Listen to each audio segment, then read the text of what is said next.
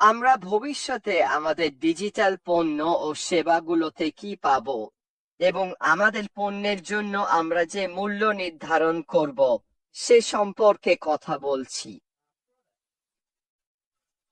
এবং ব্যাপারটা হলো, সেই মূল্য যাই হোক না কেন আমরা জানি না, শুধু অনুমান করতে পারি। গ্রাহক যে মূল্য পাবেন তার ওপর এর কোনো প্রভাব নেই। আপনি যদি এভাবে ভাবেন, আপনি টাকা খরচ করছেন কিন্তু আপনি মূল্য পাচ্ছেন, তাহলে আপনি যে মূল্য পাচ্ছেন তার তুলনায় খরচটা তেমন কোনো গুরুত্ব রাখে না। কিন্তু ব্যাপারটা উল্টোটাও হতে পারে। আপনি অনেক টাকা খরচ করতে পারেন এমন কিছুর জন্য যার আসলে তেমন কোনো মূল্যই ছিল না, যেটা আসলে মূল্যবানই ছিল না। আপনি তো এটা সব সময় শোনেন, তাই না? এটা এটা আমার অনেক টাকা লেগেছে, কিন্তু সত্যি বলতে এটা মোটেও মূল্যবান ছিল না।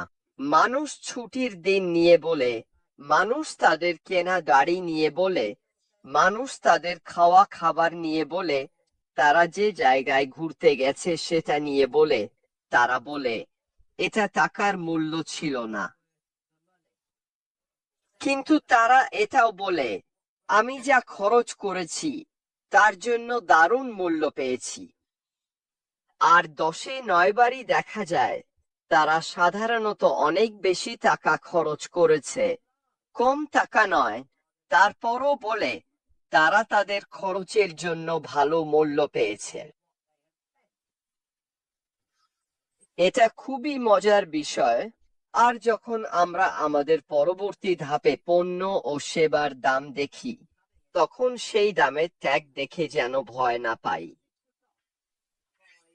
আমি কেন এটা বলছি?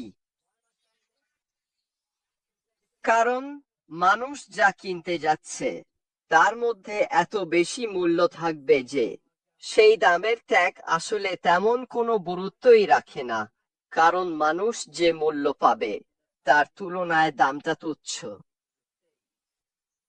এখন আমি আমার গুগল এইতে মূল্যের কোনো দাম নেই এ নিয়ে খুঁজেছিলাম, আর এটা নিয়ে যা বলেছে তা বেশ মজার ছিল।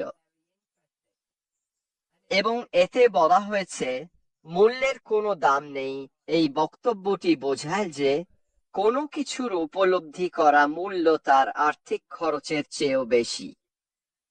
যেখানে দাম একটি নির্দিষ্ট সংখ্যা, সেখানে মূল্য হলো ব্যক্তিগত চাহিদা, উপকারিতা এবং সন্তুষ্টির ওপর ভিত্তি করে গড়ে ওঠা এক ধরনের ব্যক্তিগত মূল্যায়ন।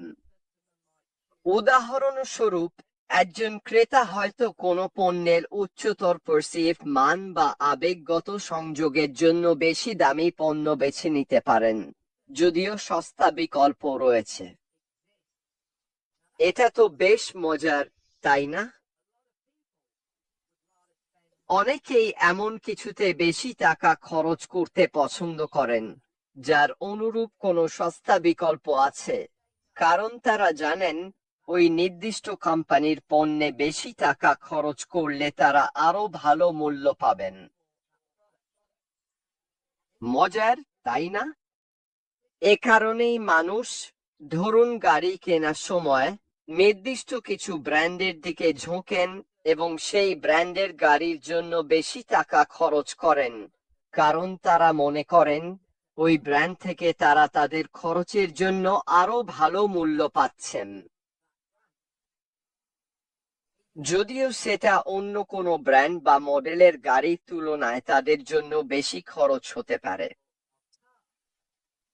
স্পষ্টতই অনেক গাড়ির ক্ষেত্রে এক ধরনের প্রাচুর্য দেখা যায়, কিন্তু সাধারণভাবে মানুষ এমন গাড়ির দিকেই ঝোঁকেন যেগুলো তাদের টাকার বিনিময়ে আরো বেশি কিছু দেবে, অর্থাৎ আরো ভালো মূল্য, আরো অনেক সুবিধা।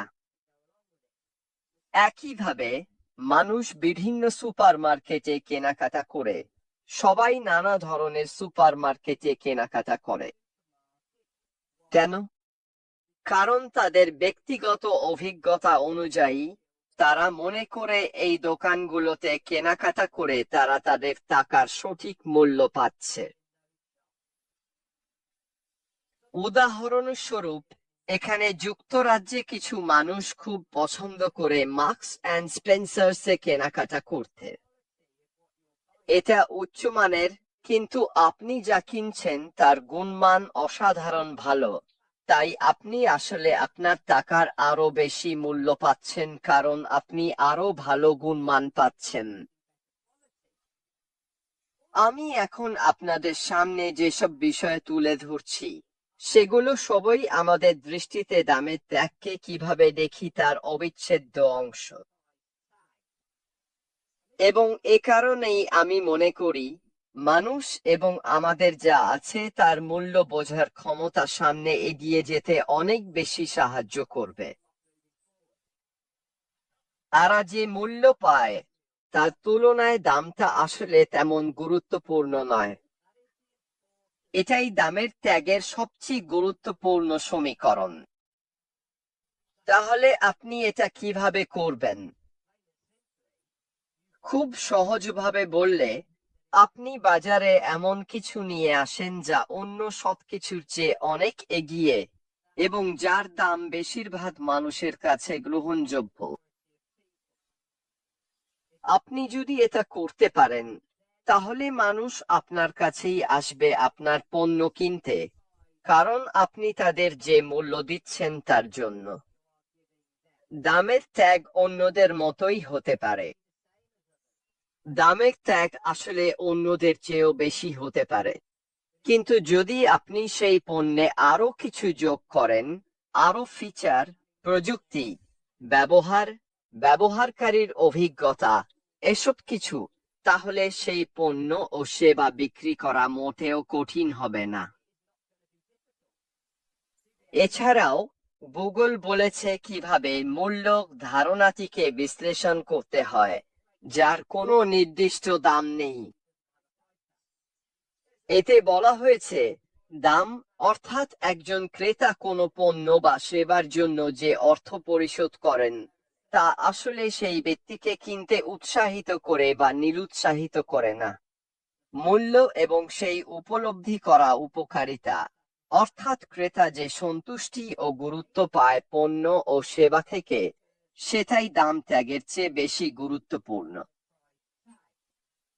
তাই মূল্যভিত্তিক বিক্রয় হলো এমন একটি বিক্রয় কৌশল যেখানে পণ্য বা সেবার সুবিধা ও উপকারিতাকে দাম ত্যাগের চেয়ে বেশি গুরুত্ব দিয়ে তুলে ধরা হয়।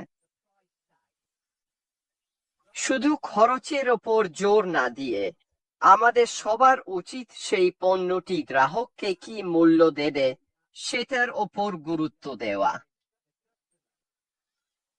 এটা শেখার জন্য একটা বিশাল বিশাল শিক্ষা।